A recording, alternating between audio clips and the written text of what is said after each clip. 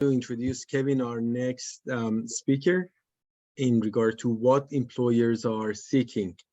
A little bit more about Kevin, and I feel very privileged to have the opportunity to introduce him. Kevin is a well-known keynote speaker, trainer, and coach in agile management, and he has taught thousands of people how to better manage high change projects by using Scrum, extreme programming, feature-driven development, open-up, and other agile methods.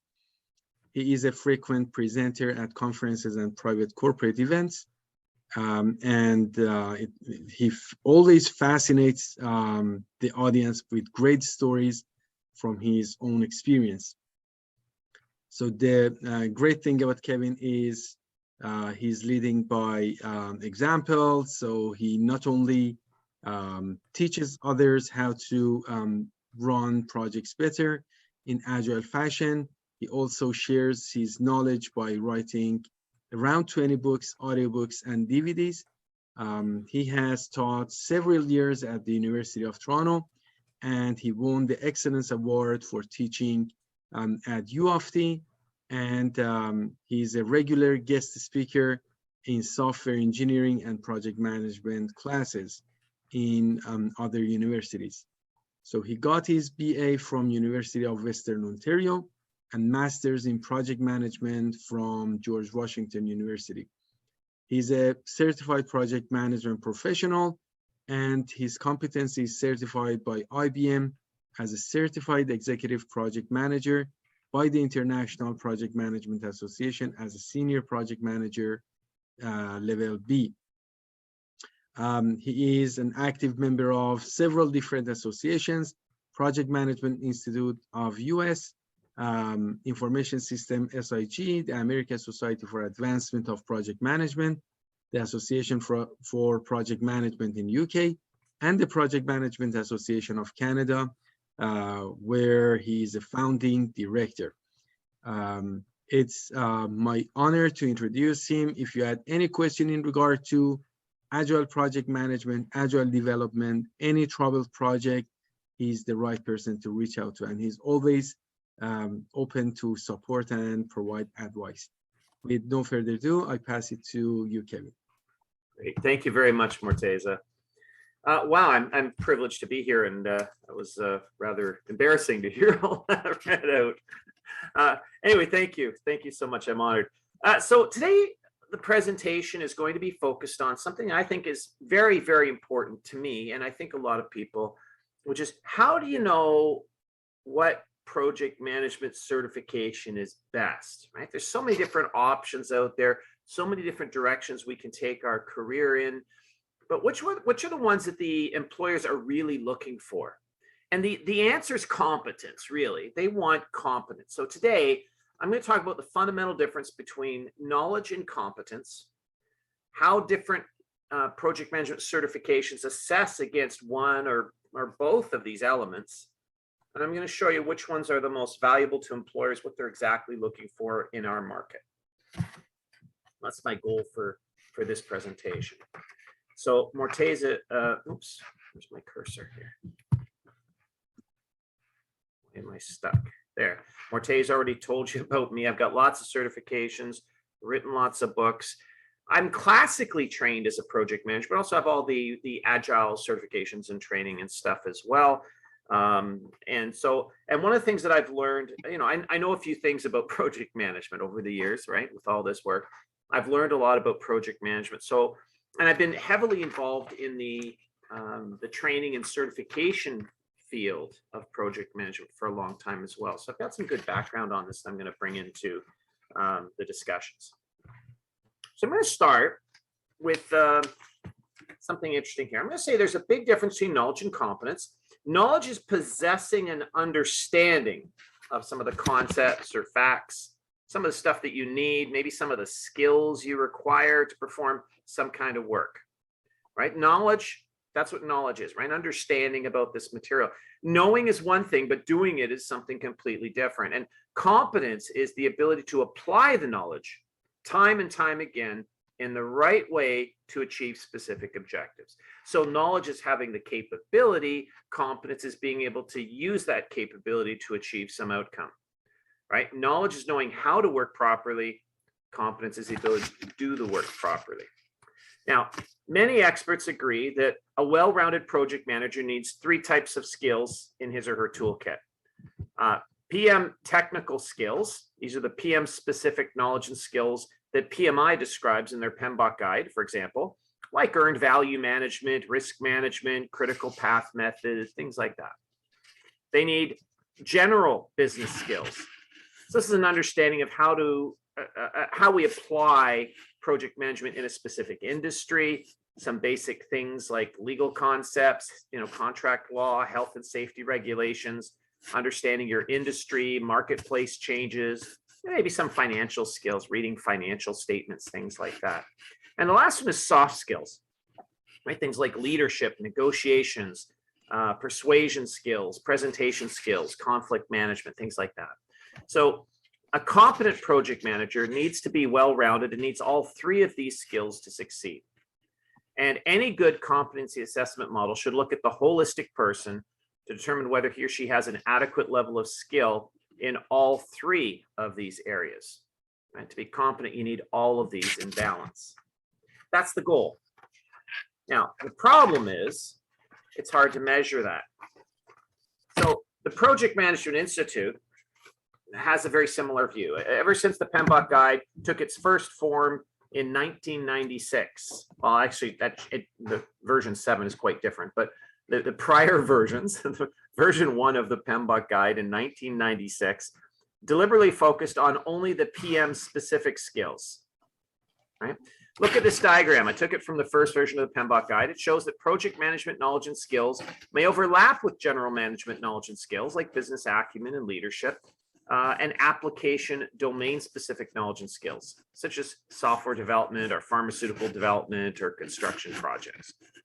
And a competent PM needs all 3. However, the PMBOK guide then only defines the PM technical skills, and the PMP exam only tests for the PM technical skills, plus ethics, I guess, which kind of crosses a little bit, through the code of conduct, right? So that crosses a bit into general business knowledge.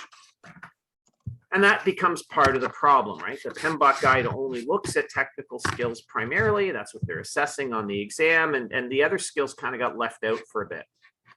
Now, while knowledge and skills are important, in fact, they're very important, they're not enough on their own. Knowing what to do and how to do it doesn't guarantee that you can do it successfully.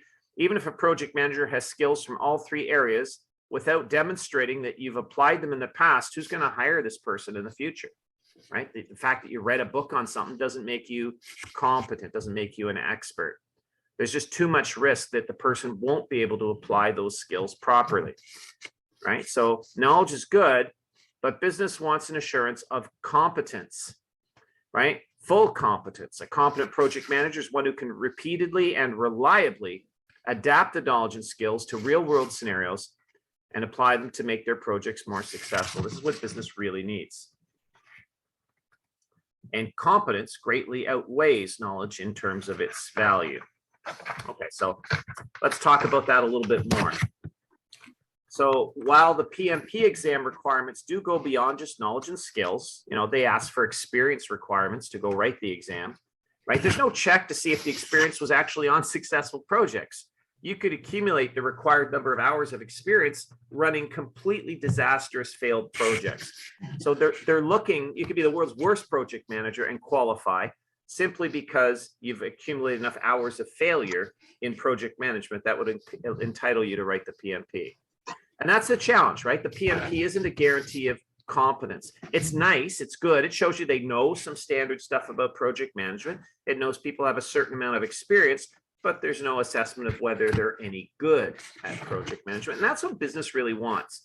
That when they're looking at resumes, they want to try and find out who are the good project managers. And the PMP just doesn't quite cut it.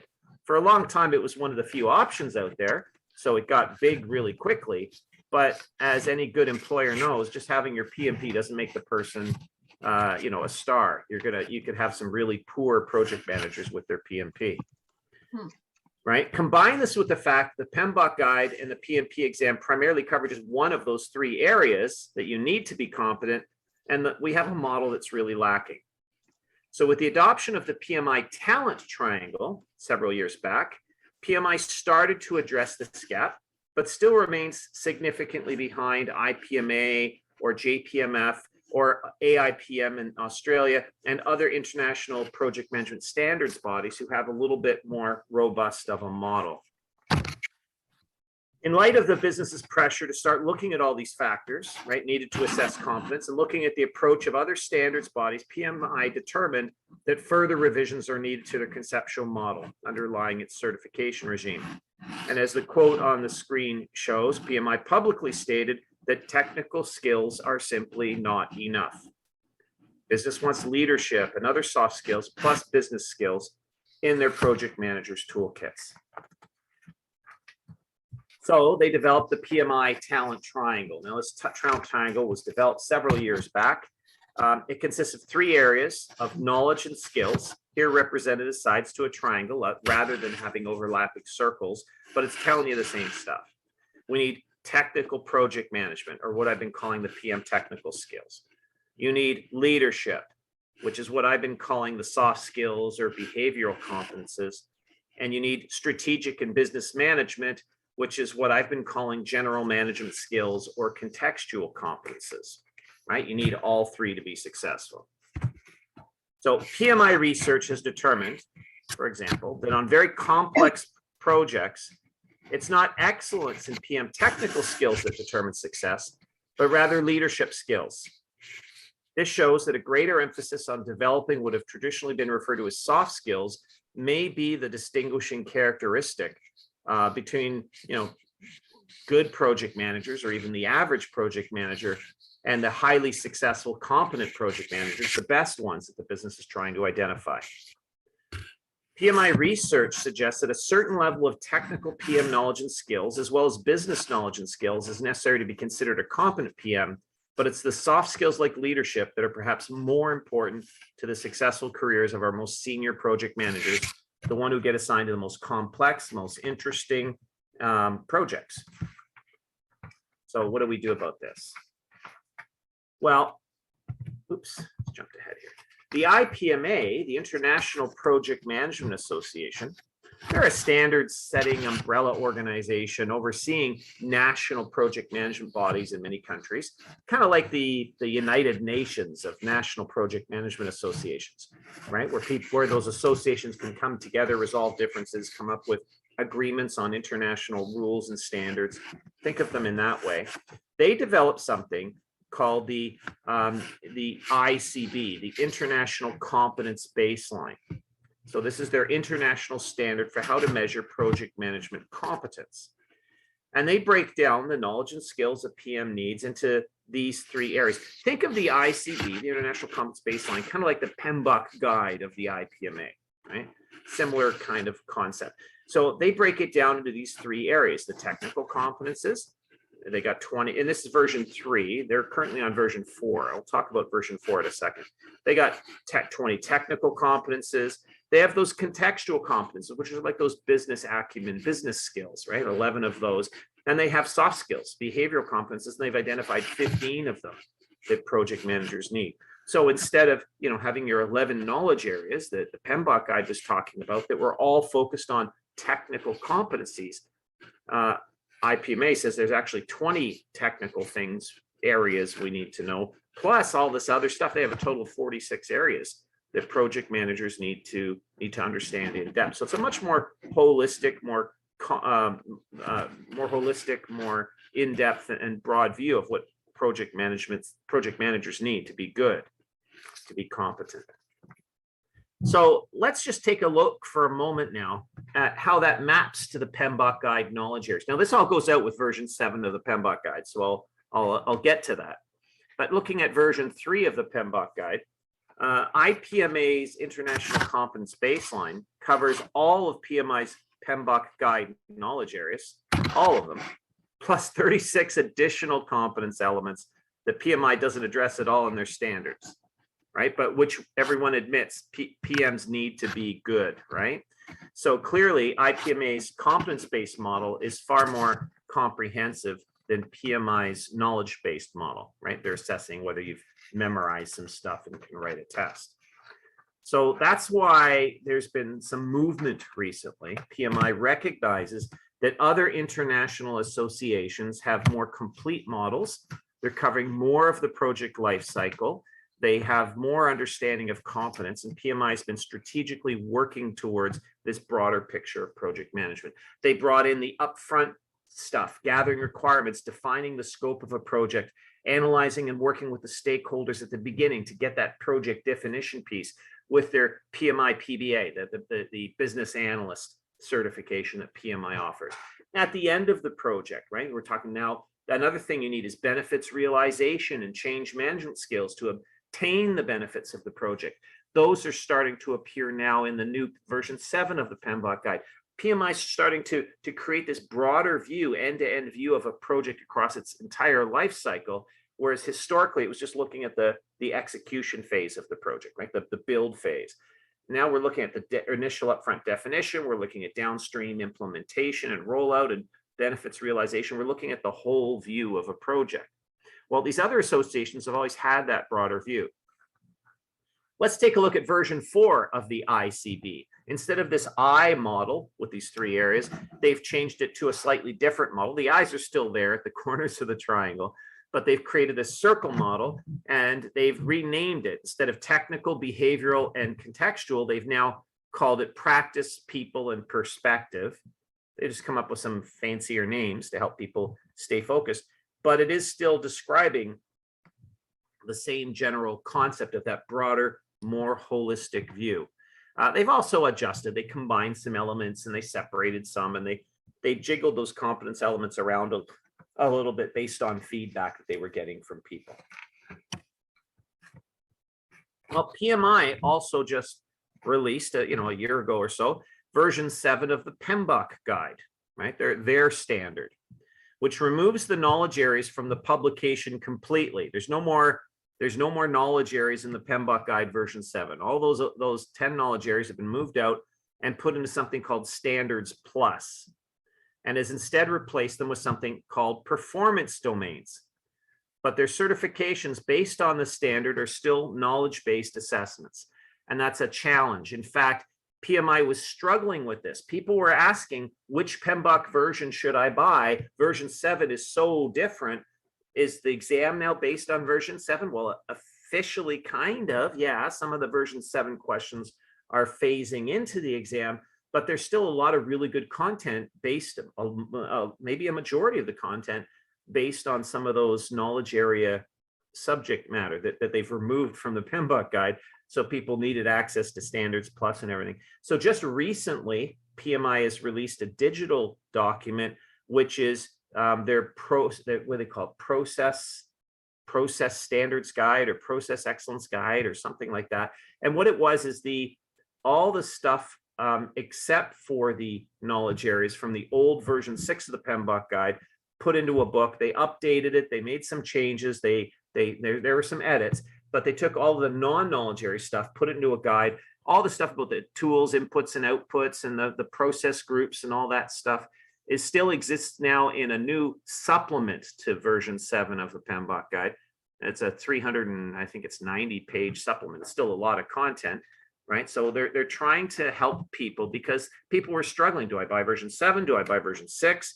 My advice for a while was buy both so you don't lose that good content in version 6. But people didn't want to go digital. They wanted a physical paper printed book. So now PMI is preparing those supplements that have that enhanced extra content. So that's something that may help some people. But version 7 takes a whole different look at project management. Aside from this restructuring, it also tries to incorporate agile management practices into our understanding of how we should think about project management. Look at the performance domains, right? Understanding and managing teams, dealing with stakeholders, thinking about the project life cycle, the whole life cycle, not just the build piece, but right from initial conception right to benefits realization. Obviously planning, but then there's stuff about navigating uncertainty and ambiguity, dealing with all that change, focusing on performance improvement, right? So there's all these elements that should have been in there from the beginning, but really weren't a major focus of the PMBOK guide. And then tailoring, regardless if you have a methodology or a process, you should be able to tailor it as you move forward. So quite a bit of discussion here. So PMI's made significant changes, moving in the right direction, and a lot of us are really happy with that. Now let's take a look at some of their certifications and see how they, they respond to this. Here is PMI's current list of certifications, not counting the disciplined agile certifications that they got when they acquired the disciplined agile consortium. Right, so there's a number of disciplined agile certifications, but these are the non-disciplined agile ones. All of these are knowledge-based assessments, right? They're assessing knowledge. Do you remember some stuff from a standard, from a book that you've read? Can you answer some multiple choice questions? Yeah, some of them have experience requirements. Yeah, some of them now PMI hasn't, not just multiple choice. There's some, short definitions or put these process steps in order. There's some different kinds of questions, but it's still mostly knowledge-based, right? There's no experience-based elements or competence-based elements yet in there. And in fact, half of PMI certifications, other than the disciplined agile ones, aren't even for project managers. Right? They're people who maybe have a small piece of project management related work, like the scheduling professional, right? People in construction maybe just do scheduling. They can't manage a project. They don't have the skills. They're just working on schedule updating. Or risk management. That's all I do. I don't do anything else. I can't estimate, plan, track a project. That's not what I do. I'm just a risk manager, right? The BA1 or the PMI Agile Certified Practitioner, right? Which is meant for team members, not the leads of the projects. Right? Whereas the disciplined agile certificates get more into some of those agile leadership roles. So it's interesting where they're going. They've broadened themselves to non-PM roles that are but somewhat PM peripherally PM related, right? That's half their certifications. And until they bought disciplined agile, they were straying away from pure project management stuff. So that's a challenge and very much knowledge-based. So how do other organizations deal with this? Well, I think personally, one of the challenges PMI is facing is it's dangerous to say someone is competent. I can say they're knowledgeable, they passed a test, I have evidence of that. But how do you get evidence of competence? That's hard. And there's a risk. PMI is largely a US-based organization. They've expanded internationally, but most of their operations, most of their members, everything is in the US, North America for sure. So in the US, it's a very litigious society. People like to sue. I guess they have too many lawyers with too much idle time on their hands. So PMI is in danger. If they certify someone as competent and that person, blows a project, they don't run the project properly and it loses money or fails, that could open up PMI to lawsuits from the sponsor, the client of that project, saying, the only reason I hired that PM was you said they were good. Right? And clearly they're not, you messed up. So to avoid that, PMI has generally stayed away from competence related statements. They didn't want to get into that. It opens them up to problems. So for comparison purposes, here are IPMA's certifications. Remember IPMA, the International Project Management Association, that UN of project management bodies. Countries around the world have come together and put together this model. So they've got 4 levels. Notice level D. Level D is knowledge-based. It needs some experience and stuff too, like the PMP, but it's roughly equivalent to the PMP. The level D tests more stuff, more areas. It covers all areas of the circle or the eye of competency, right? All those different areas: general business knowledge, soft skills, and PM technical skills. So it covers more topics than the PMP exam, but the PMP has a little bit more rigorous experience requirements. So there's a debate about are they equal or not. I'd say better in one area, a little bit less good in another. I'd call them roughly equivalent personally. But that's level D, knowledge-based. Above that, as you get into levels C, B, and A, you're getting into competence-based certifications.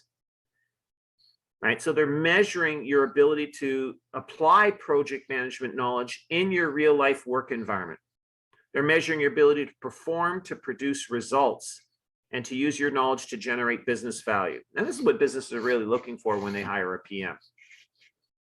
Right? So as you get into level C, they're saying you are a competent project manager of simple, straightforward, regular projects. As you get into level B, now you're a senior project manager who can run those mega projects. You may run very large, complex projects that may have sub-project managers working underneath you.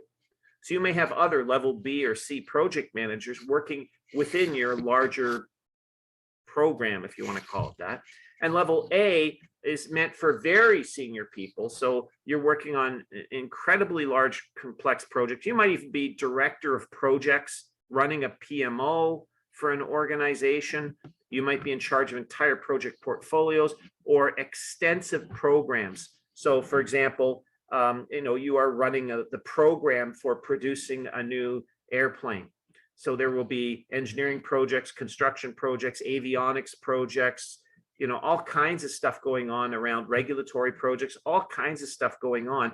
And you would be overseeing all of this, each which may have a level B project manager working on different aspects of this very large project or program.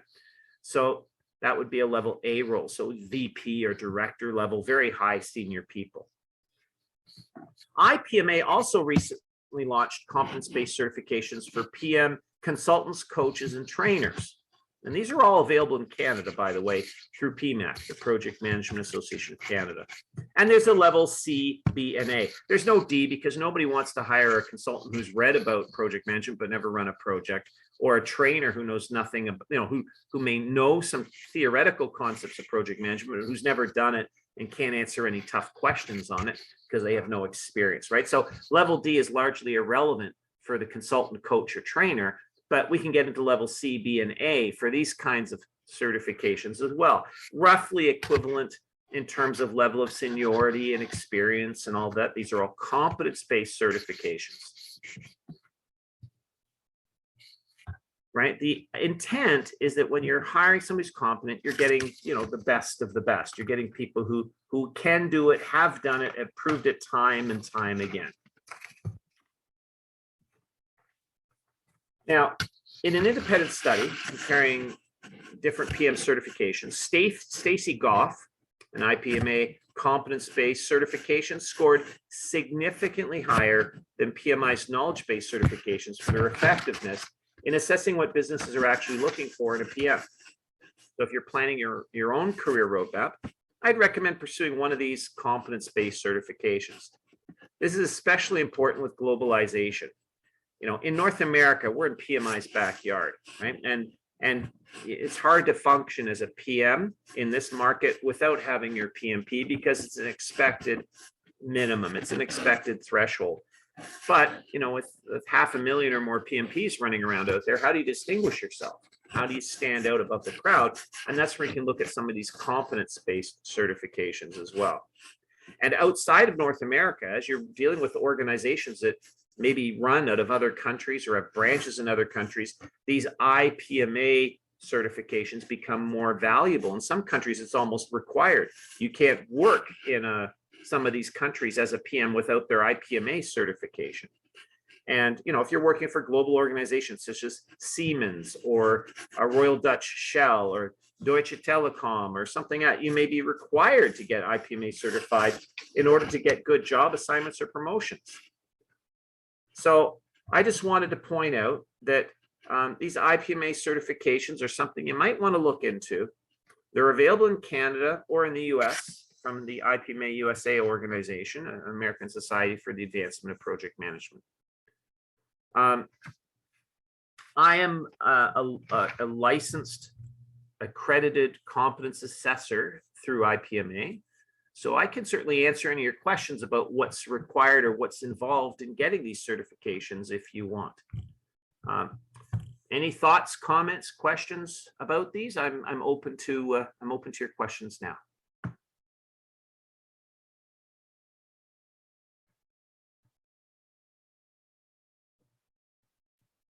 Anybody have any thoughts, comments, or questions? Just either type them in the chat window or you can just unmute your line and shout it out, and I'll do my best to answer your questions about competence-based certifications.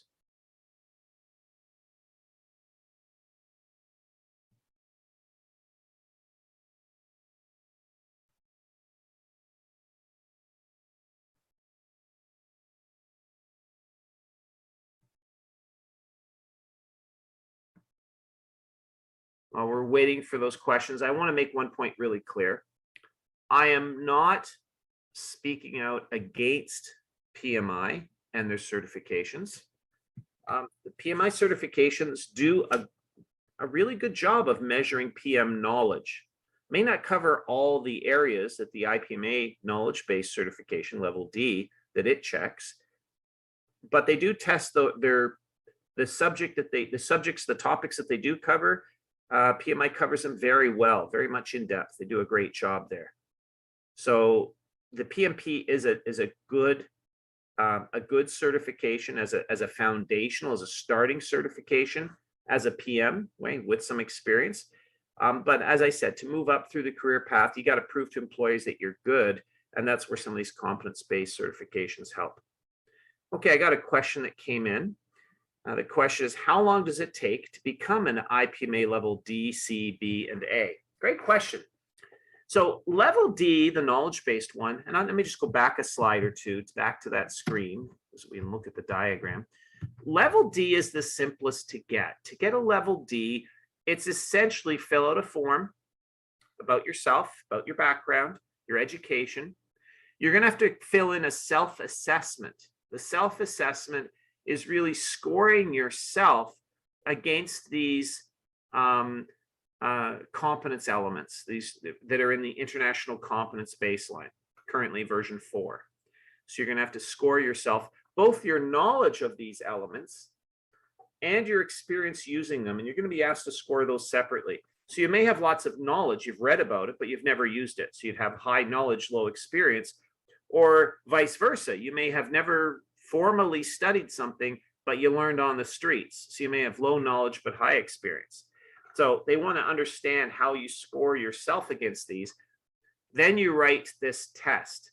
The test is a multiple choice exam. It's hours long, and it's combined. It's not just multiple choice. There's two parts. There's a multiple choice component, and then there's another component that's short answers or essays, because they want to understand, see if you understand the nuances of these processes a little bit more deeply than just a A, B, C, or D, pick one. In addition, some of the soft skills elements are hard to assess just through multiple choice, but essays, they can try and get some of that out. So they can give you a scenario and then ask you, what would you do in this situation, or how would you handle this? And they can see evidence of your understanding of soft skills and dealing with human nature and things like that. So that's level D. That exam is just a few hours long, both parts. I believe it's 3 in total. And you can complete that in a day if you really want to, if you focus and get it done. Levels A, B, and C are a little bit more complicated because we have to assess your workplace performance, your competence. So for levels A, B, and C, you actually have to fill out a report showing your proof that you have experience using these techniques, these skills on real projects. So typically we ask you for pick a project or a small combination of projects that show that you've exercised all of these different competence areas, and give us evidence, give us examples, give us stories of how you've applied them on those projects and the difference they made. We specifically want to hear your role doing so, not just that you were part of a team. We may ask for evidence. It's often very good to provide evidence. Like if you said you did risk management, show me your risk log. Show me what activities you added to your work breakdown structure to minimize or reduce risks. If you're going to take a risk avoidance strategy, what did you do to avoid it? Prove it to me. Show me evidence that you did that. So we want to actually see that these things are being done, that risk isn't just something you did at the beginning of the project, get a check mark that, yes, I did a risk identification and quantification exercise, but that you used risk management as an active practice throughout the project, for example, right? That's just one of the areas. So to prepare this report, you could be spending dozens of hours writing up your responses to all these competence elements, gathering evidence. Then there's an interview. Levels A, B, and C include an interview. Your report sounds good, but we want to assess. There's going to be 2 interviewers working with you over a period of time. It's a couple hours. During the interview, we want to determine, did you write the report? Do you understand what's in it? But also, what really was your role? Because sometimes people will write about the project, but not their role on the project. So maybe somebody else handled some of those activities. We also want to understand project complexity. And complexity isn't just dealt with through size, right? It could be it's $1 billion project, sounds really complex. But if you were the owner's rep and you subcontracted 100% of the project to a vendor and you just managed that vendor relationship, maybe it wasn't that complex for you at all. The vendor dealt with all the complexity. So we want to understand how complex was your role, because that will determine whether it counts as a level B or C project. So there's going to be some information about complexity that you're going to have to provide. We do the interview. During the interview, we're asking about the project. We're trying to understand the complexity and your role, but we're also looking for evidence of the soft skills. Can you think on your feet? Can you be persuasive? Are you a good communicator, right? Can you handle conflict? So we're looking for these things while we are doing the interview. And at the end, the assessors rank you, score you using a tool that has a number of different criteria. And then at the end, they compare their scores and have a discussion. Basically, you need 2 thumbs up to get certified. That process takes a while. Could take a few months by the time you prepare your report, gather all your evidence, perform the interviews. Sometimes you send in your report to be pre-read before the interviews, and it gets sent back asking for clarifications. So that process can take a few months to get a level B, C, or a B or C, or even A. Now, B and C also have an exam. You'll also have to pass an exam. In addition to the report and everything, we're going to test your PM knowledge as well as your demonstrating competence. However, level B is entirely essay questions. It's really situational case studies, and then answer some questions about what you would do. Level C has not too many multiple choice questions. It's mostly short answers and situational problem solving and things like that. So a little bit more complex and different than what you would see in just a normal multiple choice exam. Level A has no exam, but more in-depth reports are expected, and longer, more in-depth interviews are expected for those as well. I hope that answered your question, Morteza. Thank you for the question. Does anybody else have any questions related to this content? Oh, cost. Somebody asked about costs. Well, costs vary, as you could imagine, right? Costs are going to vary, and it all depends on which certification you're going.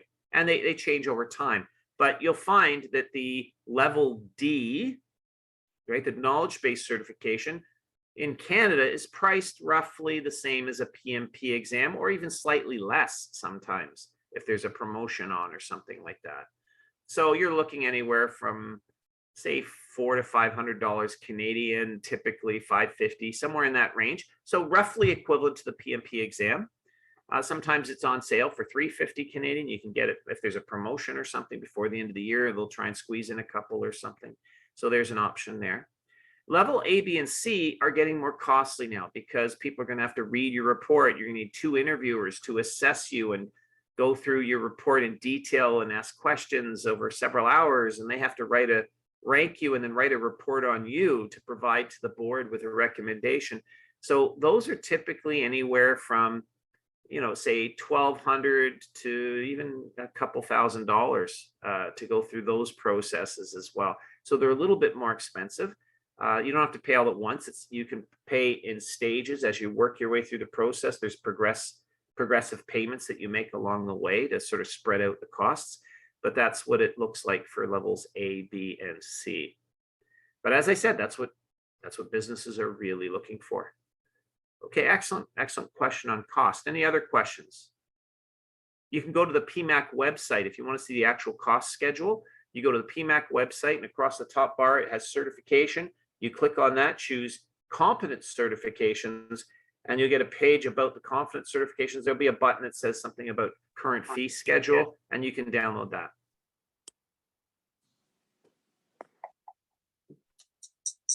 Excellent. Somebody unmuted. Were you going to ask a question verbally?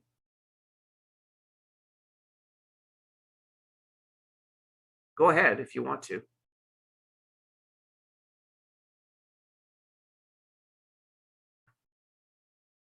Okay, another question about the certified coach, consultant, and trainer certification. Sometimes it's called CCT, coach, consultant, and trainer within IPMA. So it says for CCT, how does it compare to other Canadian certifications? Good question. So there is something called the Certified Management Consultant, or CMC designation in Canada. It's an in-depth management consulting certification, and the assessment process is in many ways somewhat similar to what is expected from IPMA. So I would argue that the CMC process is roughly functionally equivalent. There's differences in the process and steps, but they're trying to do the same thing with the same level of rigor.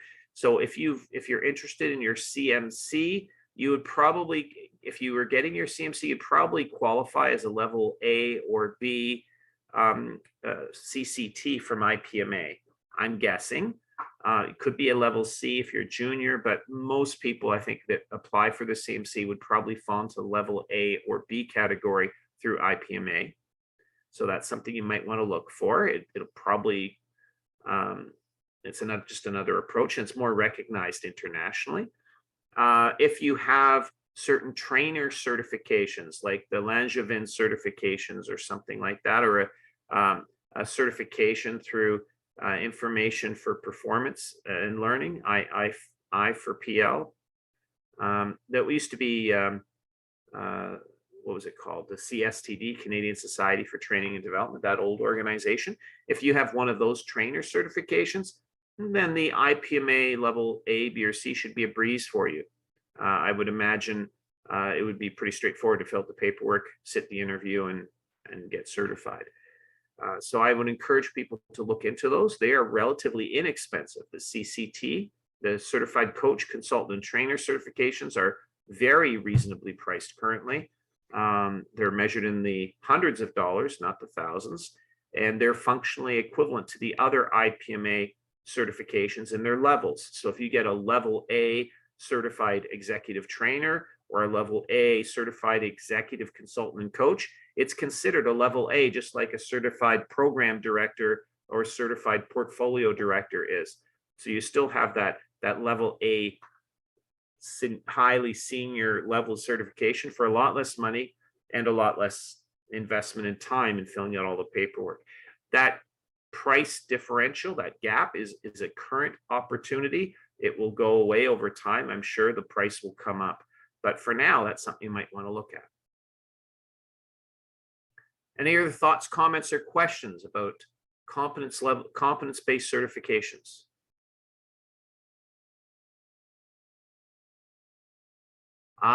The old question about master's degrees. So should I go for a master's degree in project management? Is that better? Again, when you're looking at school, typically, most of your degrees are largely knowledge-based. You're taking classes, you're doing some research, you're writing a report, you're doing a study, and based on your marks, right, on how you've performed that in those assessments, you get awarded your degree. They're largely knowledge-based. Our university system really doesn't do a lot of competence-based assessments unless you're in a field like accounting or dentistry or any of the medical professions where you have to perform, where it's job skills that you're demonstrating to pass. Like if I'm a surgeon and I've read about surgery and I've read everything there is to know, I've memorized entire books on surgery, but I have shaky hands and can't cut a straight line, you're probably not going to become a surgeon. You won't pass that. So certain professions have a competence requirement, but typically, like if you're going for an MBA in project management or a master's of project management, sometimes a master's of science in project management, typically those do not require any competence. It's just knowledge. And so that's where it may not be the distinguishing factor you're looking for. It's just yet another set of letters after your name. It's nice to have a master's degree, so it looks good, but that's not necessarily a guarantee to your employer that you're any good either. So it's the competence ones that